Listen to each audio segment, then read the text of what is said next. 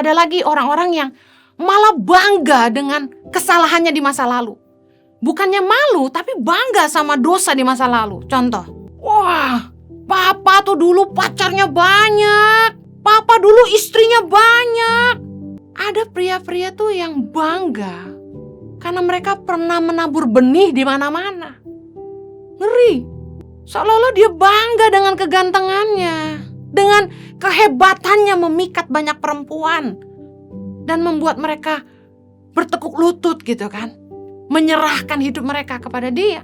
Satu kali teman saya cerita, dia udah dewasa nih, udah umur 30-an waktu itu.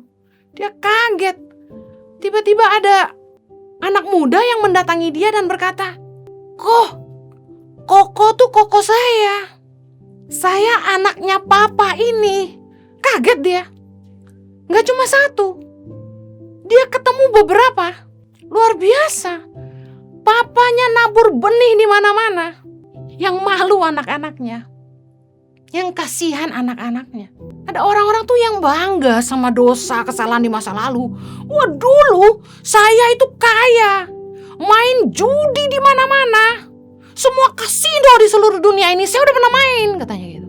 Wah, dulu saya kalau minum vodka, minum whisky bisa 10 botol gak mabuk. Wah, hebat ya.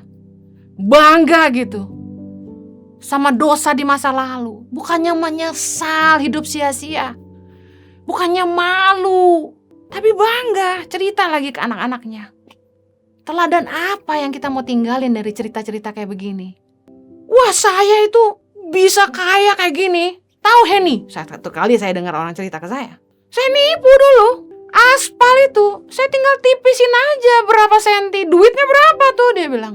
Ada orang-orang yang bangga pernah nipu jadi kaya. Dengar baik, kita gak boleh tinggal di kegagalan kita di masa lalu. Jangan sampai kita bangga, bahkan merindukan kenikmatan dosa. Tapi ada juga yang merasa rendah diri, tidak berharga, sehingga gagal untuk mempercayai kasih Tuhan dan melihat rencana Tuhan yang besar di depan.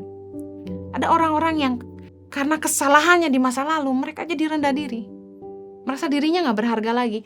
Ada beberapa anak perempuan yang menghubungi saya di Instagram beberapa waktu lalu dan berkata, si Henny, Kak Henny, saya udah gak perawan lagi. Masih ada gak yang mau sama saya? Mereka depresi banget, takut gak laku, takut gak ada yang mau karena dosa di masa lalu. Dengar baik, dalam perjalanan hidup saya juga banyak bikin salah. Tuhan mengajar saya untuk mempercayai bahwa Tuhan tuh sayang sama saya, apapun keadaan saya. Kalau manusia tuh maunya terima kita dalam keadaan sempurna, Tuhan enggak.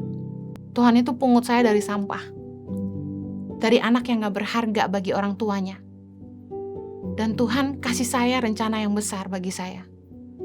Tuhan itu ngajarin saya untuk mempercayai bahwa Tuhan mau yang terbaik untuk saya.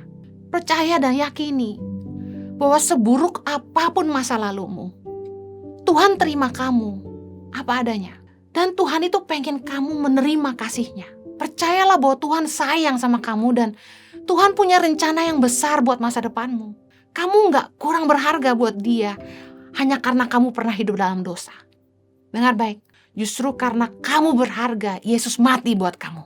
Tuhan itu mengajar saya untuk mempercayai bahwa Tuhan tuh mau yang terbaik untuk saya. Dan saya yakin Tuhan juga mau Anda percaya bahwa Tuhan tuh mau yang terbaik untuk hidup Anda. Jangan tinggal dalam kegagalan masa lalu.